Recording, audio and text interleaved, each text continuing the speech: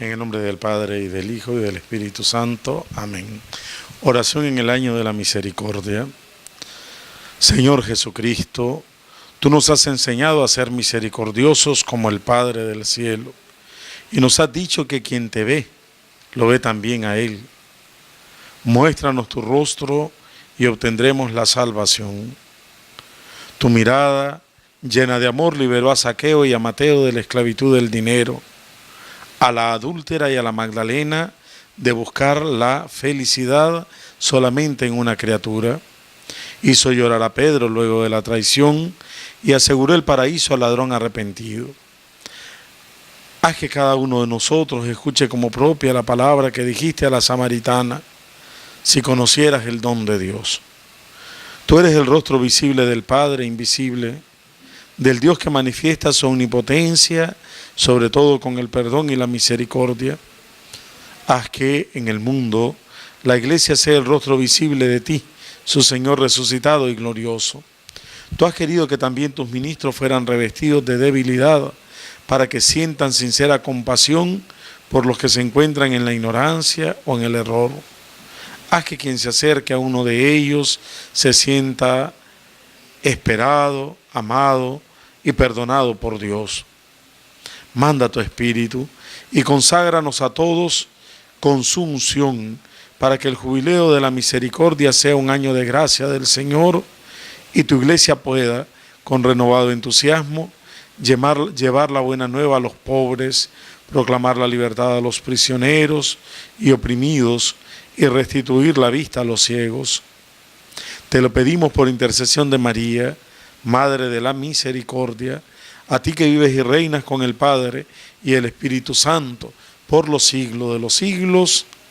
Amén. En el nombre del Padre, y del Hijo, y del Espíritu Santo. Amén.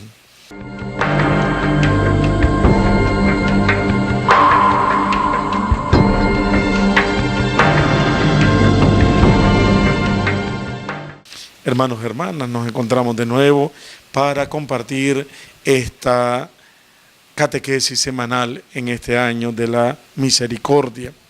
Tal como hemos venido enseñando los miércoles anteriores, en los programas anteriores, venimos siguiendo estos materiales, estos subsidios que el Consejo Pontificio de la Promoción de la Nueva Evangelización ha realizado para el año de la misericordia.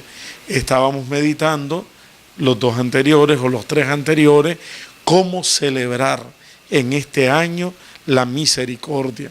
Se nos enseñaba que tenemos que celebrar la misericordia en el gran contexto del año litúrgico, especialmente la Cuaresma, la Pascua, algunas fiestas relevantes, especialmente los domingos del tiempo ordinario, centrado en esa presencia de Cristo que ha muerto y ha resucitado por nosotros, y luego también esas dos, nosotros añadimos tres grandes fiestas del tiempo ordinario: la exaltación de la Santa Cruz, luego el Sagrado Corazón de Jesús, y para nosotros acá en la parroquia la celebración de la sangre de Cristo. En el tema anterior, la Iglesia nos invitaba a que dentro de ese gran año litúrgico nos detengamos de manera especial a vivir los sacramentos, el bautismo, los dos sacramentos de sanación, que son el sacramento de la reconciliación y el sacramento de la unción de los enfermos, y por supuesto la Eucaristía, vivir profundamente la Eucaristía. Luego el Consejo Pontificio ha sacado otro subsidio bastante bueno que nos ha de servir también, y es cómo orar. En este año de la misericordia especialmente nos regala 8 salmos de la misericordia, 10 salmos de la misericordia, que nosotros como parroquia hemos querido sacarlos en este pequeño folletito para que lo tengamos a mano, ¿verdad? También está el rezo de la coronilla de la Divina Misericordia y la oración en el año de la misericordia, pequeños subsidios que nos pueden ir ayudando a nosotros también para vivir el año de la misericordia. Vamos a iniciar ahora, ya de cara a la Cuaresma, que hemos iniciado con la ceniza, vamos a iniciar la meditación de cómo celebrar el sacramento de la penitencia, el sacramento de la reconciliación, el sacramento de la misericordia. Ustedes recordarán que cuando el Santo Padre nos invitó a vivir este año de la misericordia, caracterizó ese año diciéndonos que es una nueva etapa en el camino de la Iglesia, en su misión, para llevar a cada persona, a cada ser humano, el Evangelio de la misericordia. Y nos decía en su homilía, el del 13 de marzo del año 2015, estoy convencido que toda la Iglesia podrá encontrar en este jubileo la alegría por redescubrir y hacer fecunda la misericordia de Dios, por medio de la cual estamos llamados a dar consolación a cada hombre y a cada mujer de nuestro tiempo. Vamos pues, mis buenos hermanos, hermanas, a comenzar este itinerario en la Cuaresma, meditando sobre el sacramento de la confesión, que nos dice el Catecismo de la Iglesia Católica, que el Evangelio es la revelación en Jesucristo, la revelación de la misericordia de Dios hacia nosotros los pecadores, y que el sacramento de la confesión es el sacramento de aquellos que en Cristo experimentan el amor misericordioso de Dios. En los 4 primeros capítulos, el enfoque es exquisitamente bíblico. La argumentación se desarrolla a través de 4 fragmentos, uno por cada evangelio. En los próximos temas vamos a saborear, vamos a decir así, 4 temas tomados de los evangelios de la misericordia. Hoy vamos a iniciar este primer tema hablando del perdón de los pecados por parte de Jesús. ¿Qué significó eso en la vida de Jesús? Para comenzar, en el Catecismo de la Iglesia Católica, este librito pequeño que nosotros tenemos aquí, ¿verdad? Hay otros que son más grandes, dependiendo del tamaño de la letra, es como todo el resumen de los artículos de la fe que nosotros debemos de creer. En el Catecismo de la Iglesia Católica, del numeral 1420 al 1532, la Iglesia nos va a hablar sobre lo que aprendimos la semana pasada, o ya lo sabíamos, pero meditábamos muy bien, que es sobre los sacramentos de sanación. Y la Iglesia habla de 2 sacramentos de sanación. El primero es el sacramento de la confesión o perdón de los pecados, y el sacramento de la unción. Cuando la Iglesia, en el Catecismo de la Iglesia Católica, habla sobre este tema, toma un texto, que es el que nosotros vamos a tomar ahora, del Evangelio de San Marcos, capítulo 2, del 1 al 12, para hacernos meditar sobre esos 2 sacramentos, de manera especial sobre el significado del perdón de los pecados. Vamos a leer del Evangelio según San Marcos. Tiempo después, Jesús volvió a Cafarnaúm. Apenas corrió la noticia de que estaba en casa, se reunió tanta gente que no quedaba sitio ni siquiera a la puerta. Y mientras Jesús les anunciaba la palabra, 4 hombres le trajeron un paralítico que llevaban tendido en una camilla. Como no podían acercarlo a Jesús a causa de la multitud, levantaron el techo donde él estaba, y por el boquete bajaron al enfermo en su camilla. Al ver la fe de aquella gente, Jesús dijo al paralítico: Hijo, se te perdonan tus pecados. Estaban ahí sentados algunos maestros de la ley y pensaron en su interior: ¿cómo puede decir eso? Realmente se burla de Dios. ¿Quién puede perdonar pecados fuera de Dios? Pero Jesús supo en su espíritu lo que ellos estaban pensando, y les dijo: ¿por qué piensan así? ¿Qué es más fácil decir a este paralítico: se te perdonan tus pecados, o decir: levántate, toma tu camilla y anda? Pues ahora ustedes sabrán que el Hijo del Hombre tiene en la tierra poder para perdonar los pecados. Y dijo al paralítico: levántate, toma tu camilla y vete a tu casa. El hombre se levantó ante los ojos de toda la gente, cargó con su camilla y se fue. La gente quedó asombrada y todos glorificaban a Dios diciendo: nunca hemos visto nada igual. Palabra del Señor. Vamos pues, hermanos, hermanas, a meditar sobre este texto. Un rapidito contexto para luego irnos deteniendo. Primera cosa, Jesús está predicando. Hay la intención de parte de amigos de llevar al enfermo. Y se encuadra el milagro en dos actitudes. La primera, una actitud de escándalo. Y por otra parte, al final, de admiración. Vamos a detenernos a ver esas dos situaciones para entender bien este misterio del perdón de los pecados.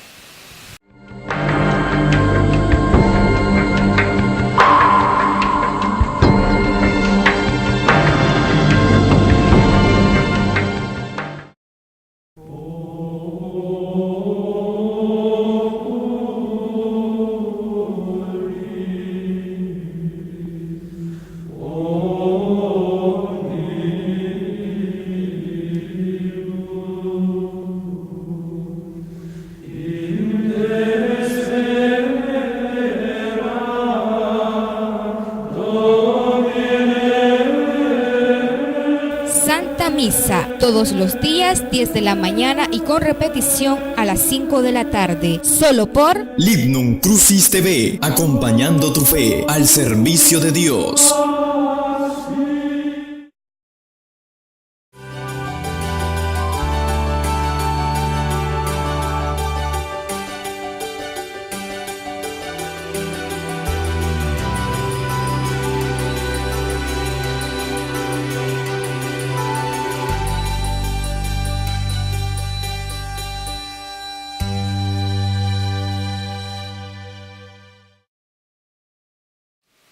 Hermanos, hermanas, estamos meditando sobre el tema el perdón de los pecados por parte de Jesús.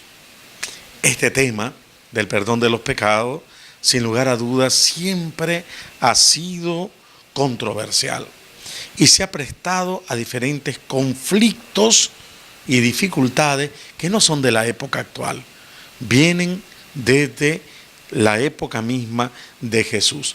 Estamos leyendo, meditando el texto del Evangelio de San Marcos, capítulo 2, versículos del 1 al 12. Lo primero, una vez que Jesús ve que el paralítico, la fe de aquellos hombres que abren un hoyo en el techo, bajan al paralítico y al tener ahí al paralítico delante, Jesús va a decirle al paralítico: hijo, tus pecados te son perdonados. ¿Por qué se escandalizan los escribas?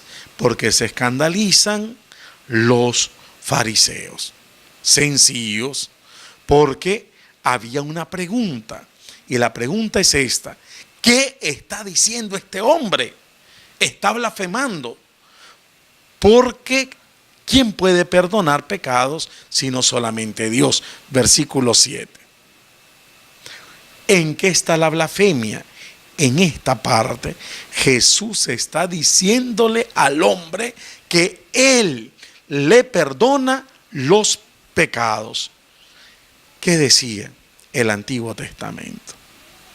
En el Antiguo Testamento hay una reafirmación clarísima. Por ejemplo, Isaías 43:25 dice: soy yo, solo yo, el que borro tus crímenes por consideración a mí, y ya no me acordaré de tus pecados. ¿Quién puede perdonar pecados? Solo Dios. Otra cita, para que vayamos viendo lo importante de esto. ¿Qué Dios es como tú, que perdonas las faltas y pasas por alto la rebeldía del resto de tu herencia? Él no mantiene su ira para nosotros, porque ama la fidelidad. Él volverá a compadecerse de nosotros y pisoteará nuestras faltas. Tú arrojarás en lo más profundo del mar todos nuestros pecados. Lo dice Miqueas, capítulo 7, del 18 al 19. Ciertamente, en la tradición del Antiguo Testamento se habla del ungido, del Mesías, y al Mesías se le atribuyen tantas características, pero ojo, nadie en el Antiguo Testamento le atribuye al Mesías, al ungido, al enviado, el poder de perdonar los pecados. Lo escuchábamos recientemente. Por ejemplo, Isaías dice que el ungido ha sido enviado para anunciar la buena nueva a los pobres, para devolver la vista a los ciegos, para hacer hablar al mudo, escuchar al sordo, incluso resucitar a los muertos, liberar a los presos, etc. Pero miren que no se dice nada de poder perdonar pecados. Entonces, de alguna manera, aquella actitud de los fariseos pareciera que estuviera justificada. Nunca nadie se había atrevido a señalar este poder, que el Mesías tuviera poder de perdonar los pecados.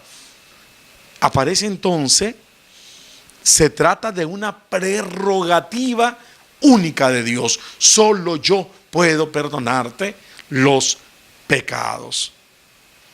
Y manifiesta entonces que los escribas tienen una conciencia clarísima de que Jesús es hombre. Y Jesús a su vez les presenta se va a revelar a los escribas, a los fariseos, como Dios y hombre verdadero. El trasfondo de perdonar los pecados, ciertamente Jesús comprende lo que aquellos le están diciendo, pero ahora les va a revelar algo más sobre él, que es el Mesías, que es el Señor. De hecho, tomando en serio la distancia abismal que separa al hombre pecador por su naturaleza y al Dios tres veces santo, entonces debemos de considerar que las palabras de Jesús pueda que sean, a los ojos de quienes lo escuchan, una blasfemia. ¿Por qué? Porque lo sitúan como hombre. Recuerdan el domingo pasado, el último domingo del tiempo ordinario de esta primera parte, escuchábamos a Isaías, que tuvo la visión de Dios y que frente a la santidad de Dios dijo: ay, estoy perdido, he visto a Dios, voy a morir, porque soy pecador.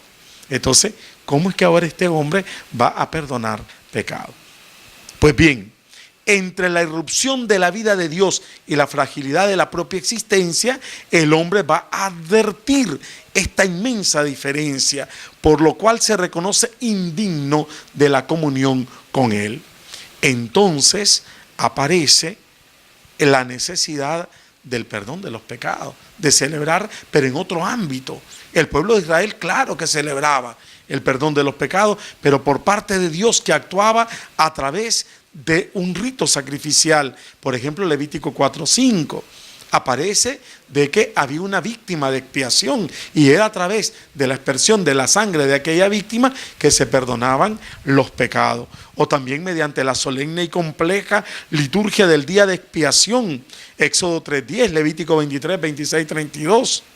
En sintonía con estos textos bíblicos, los escribas entonces reconocen que solamente Dios puede perdonar pecados. Por consiguiente, ante sus oídos, la palabra de Jesús hacia el paralítico son inaceptables. No se puede aceptar que Jesús perdona los pecados. Y aquello que produce escándalo.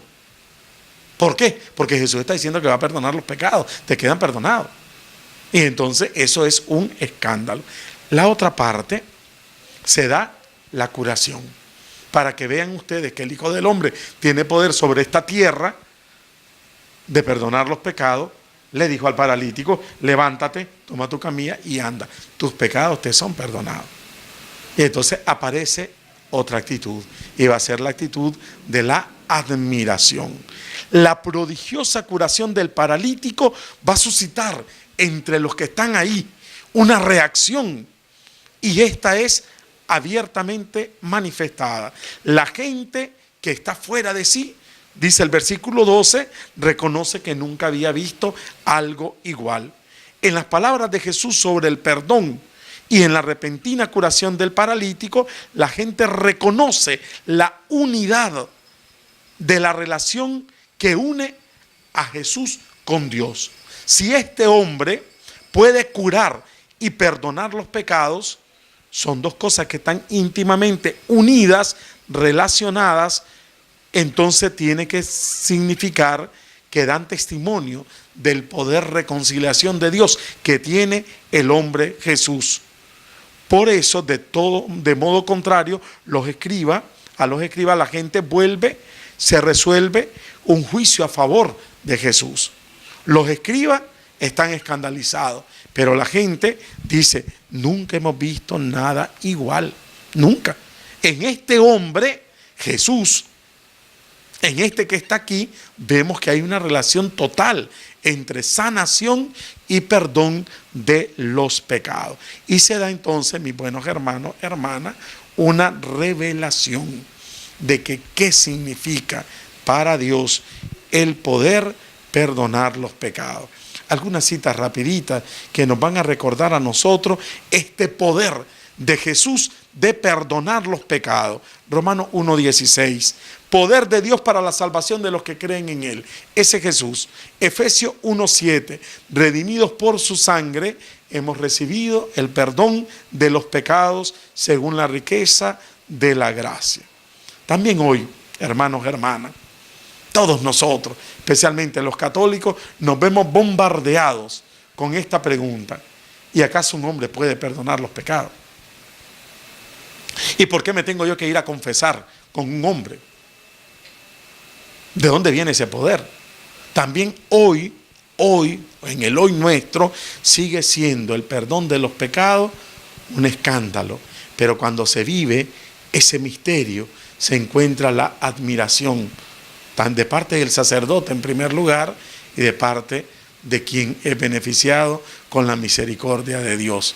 Porque esto tan admirable solamente pertenece al misterio de Dios. Negarlo es negar el misterio de Dios.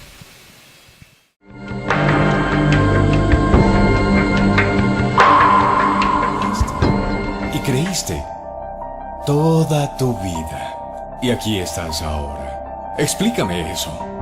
¿Qué les dice a las personas que se ofenden por orarle a Jesús en cada episodio? Si lo negamos, Él también nos negará. La ciencia avala su existencia, conoce la verdad. Esta es una pregunta simple, profesor. ¿Por qué odia a Dios? Cine Crucis, todos los días, 8 de la noche, solo por Libnum Crucis TV, acompañando tu fe al servicio de Dios.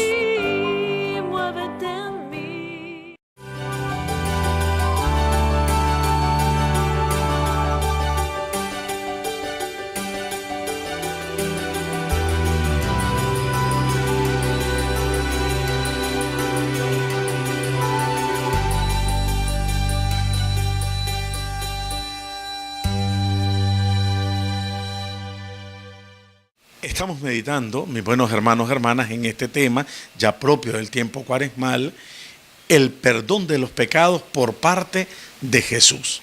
Y estamos meditando el texto de Marcos 2, del 1 al 12, que es aquel paralítico que es llevado por amigos que tienen, como había mucha gente en la puerta y en la casa, tuvieron que abrir un boquete en el techo y por ahí meter al paralítico para que cayera delante de Jesús. Jesús, al ver aquello, le dijo al paralítico: tus pecados te son perdonados. Esta palabra causa en los escribas y fariseos un escándalo y acusan a Jesús de blasfemo. ¿Tenían razón? La primera pregunta, hemos visto algunos textos del Antiguo Testamento donde ciertamente es clarísimo para el pueblo de Israel que solamente Dios puede perdonar pecado. Pero aparece otro elemento muy importante, y es que también en el Antiguo Testamento al Mesías, al Señor, al ungido, se le atribuían todas las prerrogativas, menos esta, la de perdonar pecado. Por tanto, en el Antiguo Testamento queda claro que el poder de perdonar pecado le corresponde solo a Dios. ¿Cómo se vivía eso? A través de ciertos rituales. Ya leíamos algunos textos del Antiguo Testamento, especialmente la gran liturgia penitencial del Yom Kippur, que se celebraba según el Éxodo y el Levítico, y se celebra todavía hoy, que es un ceremonial para que el pueblo de Israel expiara sus pecados a través de los chivos expiatorios. Entonces aparece en este texto una autorrevelación de Jesús. Ciertamente Jesús es hombre verdadero y está en esta tierra, así se lo dice a sus contemporáneos, pero Él tiene poder porque también es Dios verdadero. Ahí está la diferencia. Jesús no solamente hombre verdadero, Jesús es Dios y hombre verdadero que tiene poder para perdonar. Y entonces la iglesia, aquella gente comprende que perdón de los pecados y sanación van juntas.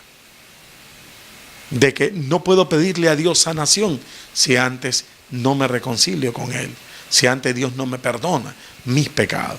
Quiere decir, Padre, que si no sano, no es que no he pedido perdón. No estoy diciendo eso. Estoy diciendo la íntima y profunda relación que hay en la voluntad salvífica de Dios, que no solo quiere que nos sanemos en esta vida, sino que nuestros pecados son perdonados. Pues bien, ¿qué pasa con el sacramento de la confesión en este texto?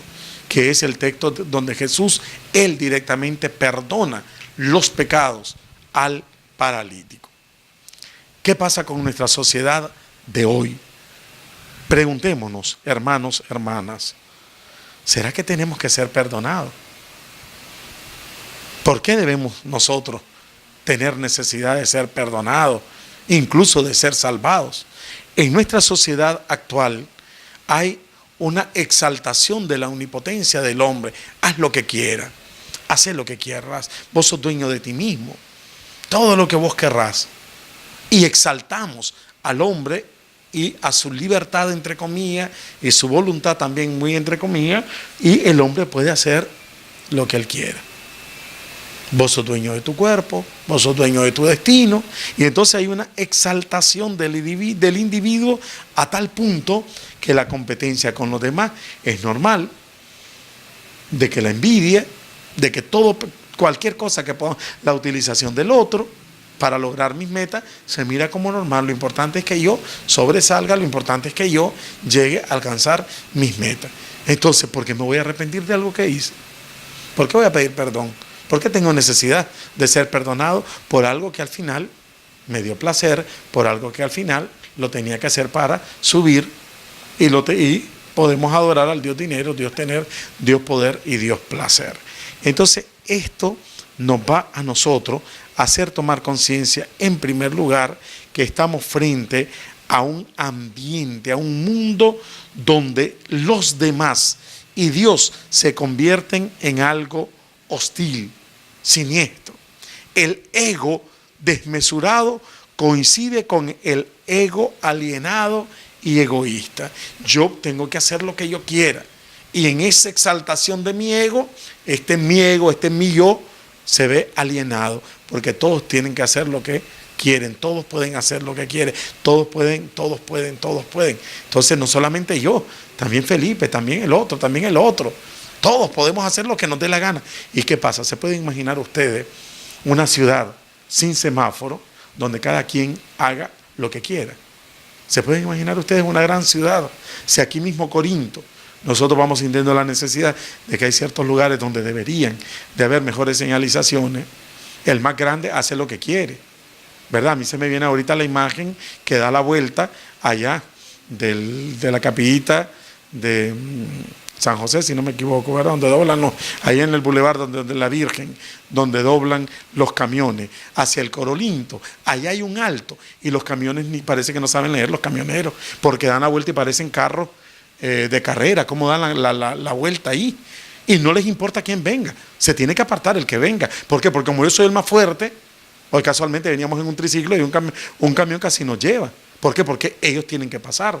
Imagínense ustedes una ciudad donde cada quien quisiera pasar como fuera. Y esa es nuestra sociedad, hermanos, donde cada quien puede hacer. Yo puedo hacer lo que yo quiera, yo puedo hacer esto, lo otro, el otro también.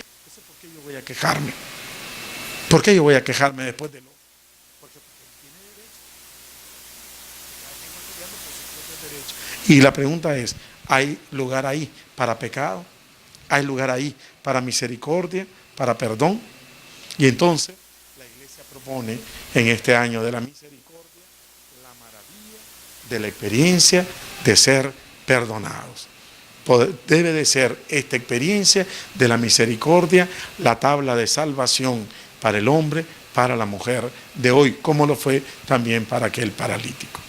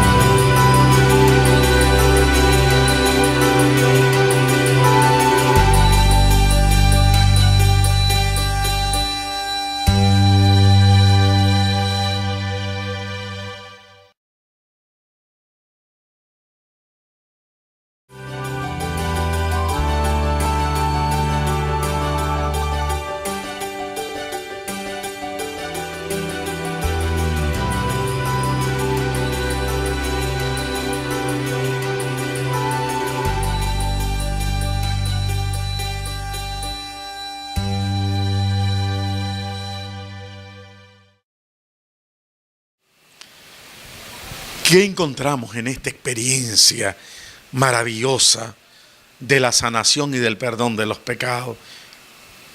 En primer lugar, que es una alegre noticia. Dios no te quiere cargando, siendo cargado.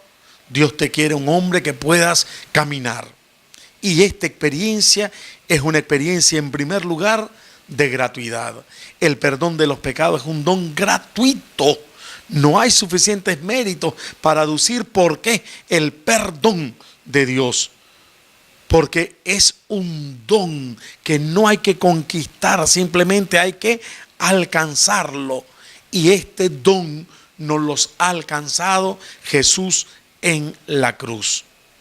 Lucas 23, 24. Es la transparencia de la misericordia del Padre. Todo se nos ha perdonado en Cristo, crucificado y resucitado. Por tanto, la experiencia del perdón de los pecados en Jesús es gratuidad. Se da porque Dios quiere dárnosla. Pero también es una experiencia de luz. Frente a un mundo que te mete en esas tinieblas de la alienación, en esas tinieblas oscuras de la muerte y del pecado, Jesucristo resucitado es la verdadera luz que se extiende para todo hombre, para toda mujer. Y cuando el hombre y la mujer logra en su corazón dar lugar al perdón de los pecados, entonces es iluminado y descubre el rostro misericordioso de Dios y la voluntad salvífica de Dios para con él. Pero también, hermanos, hermanas, el perdón de los pecados es experiencia de verdad. Yo me descubro frente a aquel que es la verdad. Me descubro en mi verdad. La reiterada petición de perdón de pecados pone en vigilancia la conciencia sobre cómo debo de comportarme, cómo debo de amarme a mí mismo, amar a los demás y amar a Dios. Por tanto, he de vivir en la verdad, no en la mentira, no en la falacia, no en verdades a medias.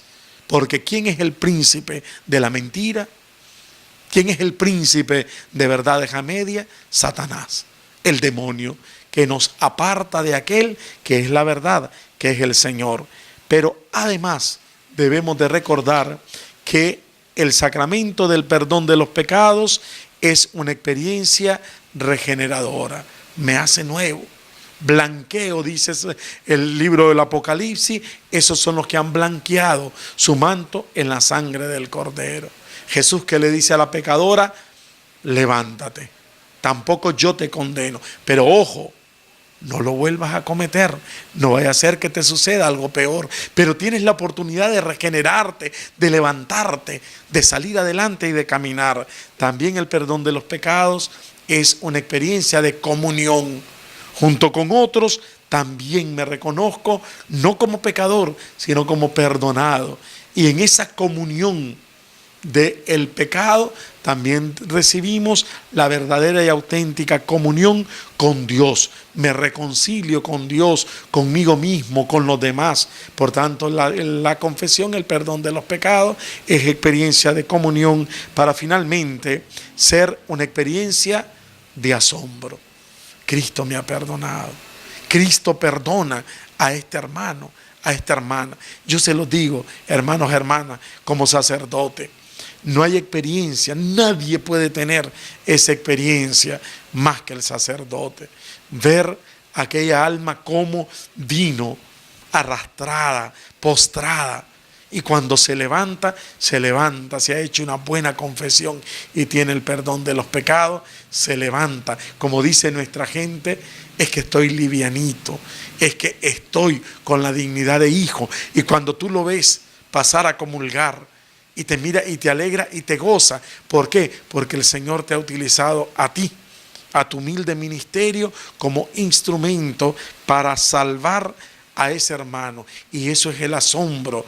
Nadie ha hecho cosa igual, solamente Dios. No es por poder nuestro, no es poder de la iglesia, no es poder mío como sacerdote, es de Cristo. Yo te absuelvo los pecados en nombre de Jesucristo. Y es Él el que nos ha enviado. Dice Juan que resucitado el Señor sopló sobre los discípulos y les dijo, vayan, a quienes les perdonen los pecados, les quedan perdonados. Que sea pues, hermanos, hermanas, en este tiempo, esta experiencia maravillosa para nosotros, en Jesús. Veámonos en ese paralítico y sintámonos perdonados. ¿Habrán quien se vaya a escandalizar? Sí, muchísimos. Pero lo que más importante es que dejemos a Dios ser Dios, que nos perdona, que nos salva, y asombrémonos, maravillémonos de la misericordia de Dios.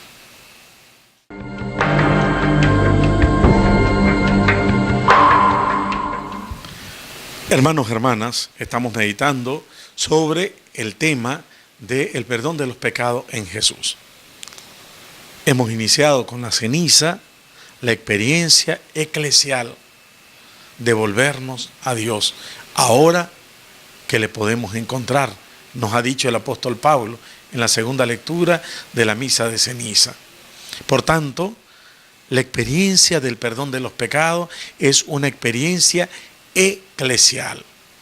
Aquel hombre llevado ante Jesús, según Marcos 2, 1 al 12, no fue solo, fue llevado por amigos que tenían fe en Jesús. Esto es maravilloso. Jesús mira a aquellos hombres, aquellos 4 que llevan al hombre delante de él. Pero yo también me admiro, y creo que Jesús también, de la fe del paralítico en sus amigos. A lo mejor el paralítico no conocía a Jesús, pero se imaginan ustedes uno paralítico que lo estén bajando de ahí, ¿verdad? Y si me caigo, y si me desmarimbo más, y si me mato en vez de que me curen. ¿Cuántas cosas se pudieron haber pensado negativamente? Pero el paralítico estaba también asombrado de la fe de sus amigos, de aquellos 4 que estaban convencidos de que Jesús podía sanarlo, pero salió ganando, lo salvó también, le perdonó sus pecados, salió de ahí un hombre totalmente nuevo. Ahora, un paréntesis, recordemos que en el Antiguo Testamento, y era lo que pasaba por la mente de los fariseos. Toda persona enferma era porque había cometido algún pecado. La enfermedad era como una maldición. Y Jesús dice, no, aquí diferenciemos la relación entre enfermedad y pecado. El pecado es una realidad, está ahí, necesita ser cortado de tajo, perdonado. Y la salud, la enfermedad es consecuencia de esa debilidad humana que no es querida por Dios, pero que pertenece a nuestra naturaleza. Pero también Dios actúa en esa enfermedad y actúa a través de la comunidad, a través de aquellos que llevamos a los enfermos, llevamos a los pecadores a los pies de Jesús. Por tanto, tiempo de la Cuaresma, tiempo santo de mirar a nuestro alrededor, de ver a quienes necesitan de la misericordia de Dios y no solamente decirle, mira, vamos, sino aquí te traigo a Jesús. A través de este gesto, de las obras de misericordia, a través de nuestro compromiso, pero sobre todo, hermano, a través de nuestro testimonio de ser perdonados por Jesús y de no volver a caer en nuestro pecado. Hoy nosotros, ya viviendo la Cuaresma, estamos invitados a experimentar este mandato del Señor. Levántate y anda, porque yo no te quiero arrastrado, yo no te quiero postrado. El tiempo de la Cuaresma es para levantarme y volver hacia el Padre, levantarnos y buscar en el Padre misericordioso que ha querido que sea en su Hijo Jesucristo, y Él con el Hijo han querido que esto también sea en la iglesia, que encontremos el perdón de los pecados, reanudemos nuestra marcha con dignidad. Es hermosísimo cómo termina el texto. Aquel hombre se levanta y camina delante de todos, se abre paso, ahora es un hombre nuevo. Y aquellos amigos allá arriba, felices, no solo de verlo caminando, sino hombre nuevo, perdonado, libre, liberadito. Y esa es la experiencia, hermano, que en este tiempo de la misericordia, especialmente en la Cuaresma, debemos de experimentar todos nosotros, es dejarnos levantar por Dios. Y también no solamente ver que nos levante, también alegrarnos, gozarnos cuando levante al otro. Hermano, por favorcito, no seamos nosotros bomberos del Espíritu Santo. ¿Para qué sirven los bomberos? Para apagar, ¿verdad?, el fuego. ¿Cuántos de nosotros? Y mira fulano, y ahora dice que va a confesarse. Y mira fulano, ahora anda buscando la iglesia. Y mira, y que comenzamos la crítica. Y de nada te sirve. Y comenzamos también nosotros. En vez de animar, apoyar, como aquellos amigos al paralítico, somos más bien bomberos del Espíritu Santo. Que en este tiempo de la Cuaresma, hermanos, hermanas, en que iniciamos, personalmente sea un tiempo de levantarnos, de volver hacia el Padre, pero también de alegrarnos y de gozarnos, de asombrarnos de que otros también, como yo, se levantan y van al Padre y encuentran en Él misericordia. Hermanos, no seamos egoístas, no critiquemos a quien se levanta, se quiere levantar y volver al Padre. Con esto nos preparamos al segundo tema, el de la próxima semana, que será precisamente este tema de un padre y dos hijos. Terminamos pues esta semana invitando, hemos comenzado la Cuaresma, hemos comenzado este tiempo santo de conversión. Es tiempo para vivir de manera privilegiada la misericordia. ¿Cómo? A través de un auténtico proceso de conversión en ayuno, oración y limosna. Hemos presentado, les he enviado a las comunidades, también vamos a presentarle a toda la comunidad parroquial el proyectito de la Cuaresma. Primero, las catequesis. En las comunidades, a través de nuestro canal Lignum Crucis, vamos a estar acompañando con la catequesis, la formación, para meditar durante el tiempo de Cuaresma la riqueza, la grandeza de la misericordia de Dios. A través de nuestra oración vamos a tener propicio varios días de oración fuertes como comunidad y a nivel personal. Todos los días suena la campana a las 3 de la tarde para recordarnos que es la hora de la misericordia, orar con la divina misericordia. También hemos comenzado la celebración de los primeros viernes en honor al Sagrado Corazón de Jesús, venir, llenarnos de esa misericordia divina. Los primeros sábados volver nuestra mirada hacia la Madre, con el rezo del Rosario de la Aurora y la renovación de nuestra consagración a su Inmaculado Corazón. También los días miércoles, los miércoles de la misericordia, día de venir, orar, pedirle a la sangre de Cristo que nos lave, nos purifique, participar en la misa y también para confesarnos. El miércoles de ceniza no vamos a tener confesiones o no hemos tenido confesiones por la gran carga de trabajo que hay durante el día, pero ya todos los miércoles de Cuaresma y del año serán experiencia de misericordia. También recordemos que tenemos una cita con el Papa el 4 y 5 de marzo para las 24 horas de adoración a Jesús sacramentado. Todo el que quiera también puede disponerse para el retiro abierto de Cuaresma el próximo domingo 21 de febrero y a nivel de comunidad será el 13 de febrero el retiro. Tu ayuno, acompáñalo de obras de misericordia y tu limosna dala especialmente ahí donde hay alguien que necesite y que no sepa tu mano derecha lo que ha hecho tu izquierda. Que el Señor nos bendiga a todos y que sobre todo, como al paralítico, nos ayude a experimentar su perdón y su sanación. Que así sea.